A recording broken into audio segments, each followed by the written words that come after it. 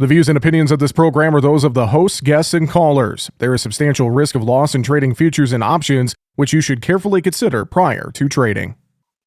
Well, it was no April Fool's joke on Tuesday. The markets, grains and oil seeds, and the livestock futures traded their way mostly to the upside. Good strength in soybeans and soybean oil, good strength in the cattle futures, moderate gains in corn and wheat. It was a bit of a quieter day in the outside markets. I know there's a lot yet to get thrown at this market trade here this week as we're now post USDA reports, but we got tariffs on Wednesday, and there's just a lot to unpack here. Let's get some perspective. Joining us on the show today, Matt Bennett with agmarket.net. Matt, it's good to catch up with you again, my friend. Hope all is well there in Central Illinois. Absolutely. Good talking to you as well. It's everything is going good right now. So we'll kind of see what this weather does. It's a little concerning for, I think, pretty much everybody. So hopefully it doesn't get too wild. I know we were chatting off air. It sounds like you could see 3 to 4 inches there. There's some talk of some pockets could get 8 to 12 inches of rain. I know we got snow in the northern plains that's ongoing Tuesday and Wednesday. I mean, just, here we are, first part of April. Go figure, we start to get a more active weather pattern as a lot of folks are thinking about getting in the field, right, Matt? Yeah. I mean, that's one thing I've said all along is that, the drought monitors look pretty rough all winter. And the last time that you would ever want to see, or the least time that you would ever want to see, the drought go away would be in the middle of spring whenever you're trying to plant. So, most of us try to, get in the field whenever it's fairly dry, get good seed to soil contact, uniform emergence. Unfortunately, some of those folks in Kentucky planted a fair amount of crops last week. Southern Indiana, I know there was a fair amount of planters rolling, even in parts of Central Illinois. But, if you get 10 inches on top of that, it doesn't have much chance. It's going to be pretty rough. So I sure hope that, some of these forecasts don't come to pass. I mean, 5 inches would be more than enough. We all know that, but 10, 12 inches around where the water is going to go. Well, we know that weather is going to play such a huge factor here. Now that we have the goalpost set, so to speak, from USDA, but we got tariff concerns too here on Wednesday that are going to be our front and center thing, I think, this week before we can really get back to trading weather derivatives in this market. I mean, looking at Tuesday's action, Matt, 1,000-foot view this for us. It felt to me like it was beginning of the month, money flow, maybe some pre-hedging by traders ahead of whatever we get on tariffs. I mean, what was your feeling across the board on Tuesday? Yeah, I think you go back to Monday, and of course Monday's report was blasé. I mean, we typically don't get this looked like more of a report type day of the kind of movement we saw today than what yesterday did. Beans down 9 and corn just didn't end up doing a whole lot. I mean, a lot of people thought 95 or more and you were going to see the corn market get tomahawked. That's not what happened, So you come in here today, and I do think money flow had a lot to do with it. I do think that, overall soybean oil was racing to the upside. I mean, there's some indications that maybe we're going to see something good come out, as far as biofuels go. I mean, I know that the president has urged Big Energy and the Biofuels Association to get together and come out with a plan. And it sounds like maybe there's some positive movement there. So if that's the case, by all means, it's supportive towards a bean market that's been looking for something, for weeks, months, if you will. But at the same time, it was a fantastic day. You go up, beans closed up 19 cents and you're at 10.38, so folks in my part of the world are still looking at $10 cash beans out of the field in the fall. So it's not necessarily a move that's going to make any last minute acres that could possibly switch do so. But at the same time, I mean, we'll take everything we can get.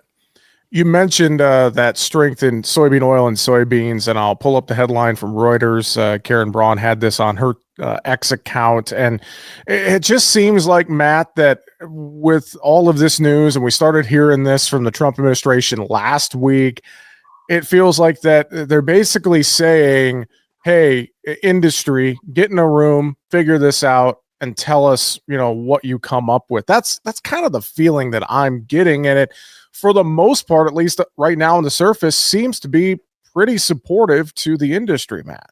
No, absolutely. I mean, it looks to me like these guys are going to be able to get together and, come up with something. I know that there's been a lot of push here. I know a lot of us, including myself, have said, if we don't have renewable fuels, we're going to be in big trouble here. And by all means, it looks like a lot of people are getting that message. Hey, Jesse, can we pause for a second? Yeah, you bet. Okay, I'll be right back. All right. I got someone here. I got to run. Hold on. Well, Matt, it just seems like the administration is basically telling all aspects of the ethanol biofuel oil industry, saying, hey, get in a room and figure this all out and tell us what you want to do. And it just seems to be generally supportive to the markets right now. Matt, what do you think? Absolutely. I think a lot of people were afraid that maybe renewable fuels would get pushed to the side. I mean, there's no doubt with Doji, that people are concerned about, hey, how much government money might be out there to support any sort of program, and so, you look at, Brooke Rollins has been out, Secretary Rollins has been talking quite a bit, about how they want to push for renewable fuels. It's something that I think it's just an absolute necessity for corn and soybean farmers in the U.S. I mean, it's no secret that not only have we lost, global export share, especially on soybeans, but with corn over the years, soybeans in particular, we've actually lost volume the last few years. And so, it's concerning. I mean, there's no doubt as Brazil continues to plant more beans every year. I mean, it's just a feature that we've come to expect. It's something that you have to, understand that we're going to have domestic consumption. And that's really all there is to it, or it could be very problematic for the U.S. grower. And so this is a positive development, and it's a good sign that the industry is seeing it as a positive development as well.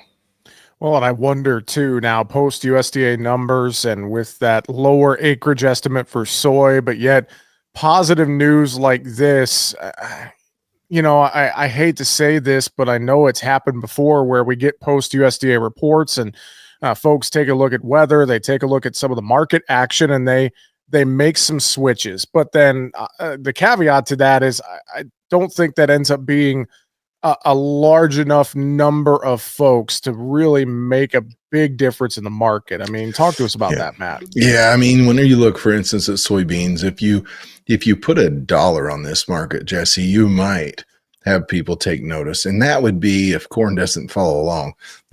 Given, for instance, fundamentals, yesterday we found out that quarterly stocks were dead on for both corn and soybeans, but we're not using as many beans as what it would indicate that we'd need to lower our carryout number, for instance, this next month. Whereas on corn, it sure looks like that might be a possibility. And so, looking at the corn situation, you're probably going to drop world corn stocks yet again this year, U.S. corn stocks. And with that being the case, I believe that the trade's been fairly sensitive, to the fact that, corn, you need a big crop, you need a big yield and a big crop. You look over at soybeans, and I think ultimately these acreage numbers, what they boil down to is that growers were looking at bean prices and just saying, hey, we can't make money here. It does not work for us. And so, with, like I said, 1038, 1039 on the board, you're finally getting some of us in that position where, hey, maybe we can sell some $10 beans. If you can sell $10 beans out of the field, folks feel a heck of a lot better. But the problem, Jesse, is that a lot of people's break evens, are still 50, 60, $70 higher than where the market is today, so you're not probably going to get any major switching unless maybe you come out tomorrow and say, actually, this tariff situation isn't near as bad as what we thought. We are going to push renewable fuels. If that happens, some of this money that's moved to the sidelines over the last few months may come back in with a vengeance, and you could see some sort of rally action. I'm not trying to get bullish on you. I'm saying that's what it would take. But regardless of that, I think that these corn acres numbers are going to be pretty darn strong, and I don't think you pick up any bean acres in here. If anything, I think after March 1st, whenever that survey was taken, I'm not so sure you didn't lose, a few bean acres, because I know a lot of folks were putting anhydrous on corn stalks here, even in central Illinois. So that June number is going to be a big one as well. We're talking with Matt Bennett from agmarket.net here today on Market Talk. Matt, what about the wheat numbers? And there's a lot of dryness concern in the northern plains, in the Red River Valley of the North, in the southern plains, etc. We did see KC wheat condition ratings drop a bit here this last week. I mean, you think about that, you think about cotton acreage being down as well. And so you look at some of the outside areas from the Corn Belt, for instance, that maybe we picked up some corn acreage, but one has to wonder what some of these other crops look like and what these other markets look like as we roll into April now. Yeah, absolutely. And so cotton acres we knew would be down mid 60s. I mean, you can't make money there. It's a tough road to hoe for these folks. And, I sure feel for them. They're trying to figure out, hey, what are we going to do? It's no secret that corn acres were up big time in Texas. And so, corn acres up big time in Texas those are not always going to be your highest yielding acres. Now, the irrigated acres are out of this world good, but the dryland acres, of course, are a little bit different story, and they highly reliant, of course, on ideal weather. And it's no secret that part of the world is dry and has been dry for quite some time. You look at wheat acres, and I've got to think that low wheat acreage number has a lot to do with some abandonment. I think most people feel there's going to be abandonment, especially in some of your drier areas. So, I think moving forward, these acres are kind of a moving target. Now, you look at principal crop acres in totality, and they're nothing to brag about. They're actually down a little bit. And why wouldn't they be? I mean, you're trying to find a crop, that can make you money here in 2025. And unfortunately, you got to look pretty hard, and I think you're going to be sorely disappointed. And so unfortunately, it's a tough game we play. So as this plays out, Jesse, I think, you could take that 95.33 on corn acres and maybe pop that up just a little bit. I don't think, of course, you're going to gain any cotton acres here, but there could be some switching around. Like, for instance, in the Delta, some of those guys, they haven't been able to run like they wanted to run yet. Weather hasn't been conducive for all of them. And with that the case, a lot of times they'll go ahead and switch over to soybeans because it's pretty tough if they have to pollinate in really hot weather in that part of the world. So there could be a little bit of switching around. But if there's anything, in my opinion, you're probably going to pick up some corn acres. And who knows, if you're doing that, I would say that those are going to come out soybeans. I got to bring up tariffs, but I want to pose this to you in this way because I don't think there's much sense in us talking about, there could be what could happen with tariffs because nobody knows at this point. But obviously, a good day Tuesday. We have all this unknown in the market. Excuse me. All this unknown in the market here for Wednesday and towards the end of the week. So, I mean, what do folks need to keep in mind from just a risk management standpoint, as we know that more than likely there is going to be some tariff volatility in these markets here later this week? Yeah, I mean, here's the thing, Jesse. It makes it impossible to trade these markets. You just don't know what tomorrow's going to bring. The last two firsts of the month, if you will, hey, we pushed it back a month. We're not going to do this yet. It sure sounds like we mean business this time around. And I do understand like the reciprocal type tariffs. There are certainly instances where the U.S. has kind of been taken advantage of for being the biggest consumer in the world, and so people know we're going to be buying their products. So they're going to tariff the living daylights out of some of, our products. I mean, I don't know. To me, Jesse, it's a tough thing to outguess.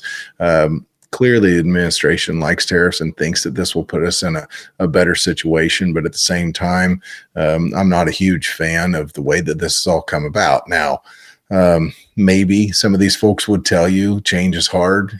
Sometimes to get to a better spot, you got to go through some tough times. And I hope they're right. I really hope they're right. But at the same time, it's awfully tough, for someone that's got money to not take it to the sidelines whenever you're looking at, situations like this. I mean, you look at the Dow, you look across the board and virtually everything, equities, other than cattle, other than cattle and gold, I said in my newsletter last weekend, if I just had one bushel of gold, I'd be really, really happy, because, even a few ounces right now, changes a lot of people's situation. But those are the only two things that you've had any interest in. gold is because it's a safe haven, quite frankly. I mean, the silver market's been fairly impressive lately, pushing up on 35, but as far as cattle, it's all fundamentals. So that's really the only ag marketplace we've got that's got super bullish fundamentals, and the trade is interested in owning them. So, other than that, boy, it's been awfully tough, and tariffs has got, I wouldn't say 100% to do with it, but I'd say a lot to do with it.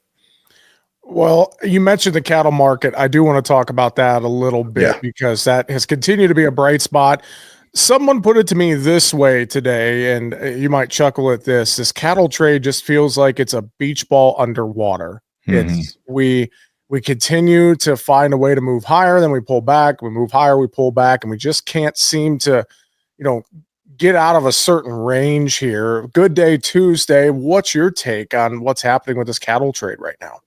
Yeah, I mean, when you look at the cattle trade, cash has led the way. Whether you're talking fats, feeders, buyers, packers can't buy cheap fats right now. You hear about 2 teens, some people were even talking maybe like a 215 type number late in the week last week, and so you can't buy cheap fats anywhere. You can't buy cheap feeders, those that are wanting to feed them. And that's a really scary situation, quite frankly, because if you're buying those feeders, it's really hard to go out in the deferred fats and be able to pencil any sort of black ink whatsoever. So, I think this cattle market, yes, it has seemed like it's a beach ball being held underwater. At the same time, a lot of that has to do with the fact that the funds have just continued to pile in here and want to own these cattle. And so, you got to ask yourself, if you're a rancher, if you're a cattle producer, if you're someone with a bunch of lots full of cattle, do you want to take the risk of the funds losing interest at some point? It's still fundamentally bullish. We know that it takes forever to build a cattle herd,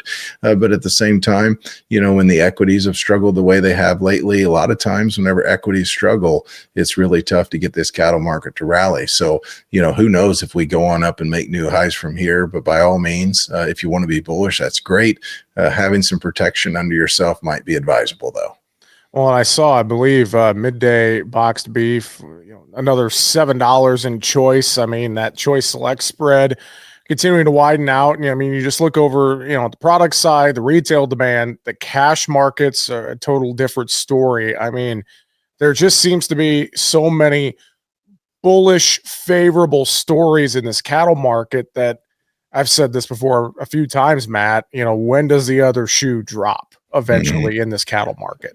Yeah. And I think that's the tough thing. I mean, overall, it sure seems like the consumer has just really wanted to buy beef still. And and I know with these warmer temps, what you and I are going to be doing here this summer, we're going to be grilling, and we're probably going to be grilling steak. I mean, let's just be real about it, and some hamburgers, and But I'll tell you what, if someone goes to the store and it's going to cost them $35 to buy, to buy their ribeyes, they may look at the pork chops that are $18 and say, hey, why not? Why not buy some pork chops here? I mean, I don't know about you, but I sure enjoy a good pork chop here and there. So, I do think that's part of the reason you look up today, and you see, some of these hog contracts pushing up on 100 again, in the deferreds. And I think overall you're getting some support, some spillover support. And so, there's some substitution that could happen there. By all means, most people are going to struggle, if these consumer confidence ratings continue to be a little more questionable and potentially moving lower. If that's the case, you've got to think some people are going to maybe quote unquote back away from the table whenever it comes to beef. So at some point the other shoe will drop. Got to be very cautious there. And that's exactly why I want to see people protect themselves at the very least. Well, and a good point there about pork as well, that hog market finding some support. And I mean, for me, put some good seasoning on it or slap it in some barbecue sauce and throw it on the grill. I like myself a good pork chop. There's no doubt. Matt, always enjoy catching up with you. Let's bring it to you for final thoughts here. Just there's so much going on. We're kicking off a new month. Folks are going to be very busy with field work, maybe not paying attention to the markets all that much. What would you leave folks with here today?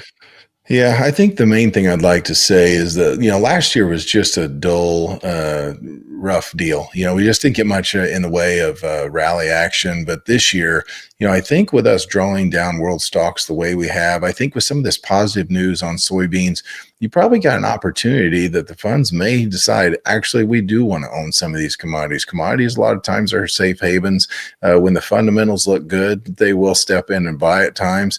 I don't think it's going to take a whole lot of weather this year, Jesse, and I think people are going to pay close attention. So, there's no secret that this spring is going to be rough on the Eastern Corn Belt, but the Western Corn Belt still has stayed in this situation that it's fairly dry, no subsoil moisture. There's some concerns there, and there's a lot of people in the weather industry that are saying, hey, be careful here. So, I think that maybe we get some opportunities here. So I guess what I'm trying to say is don't get scared into making a sale that doesn't make sense for your farm, that's not profitable right here at the start of April, and most of us haven't put a seed in the ground yet, just due to the fact that you're scared it's going to move lower. Give this a little time maybe, and let's see how this plays out.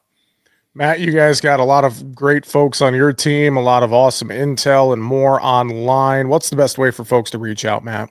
It's just agmarket.net. They can find anything and everything there, from contact info, booking us for speaking. It's a good place to go get a hold of us, all of our technology and research as well.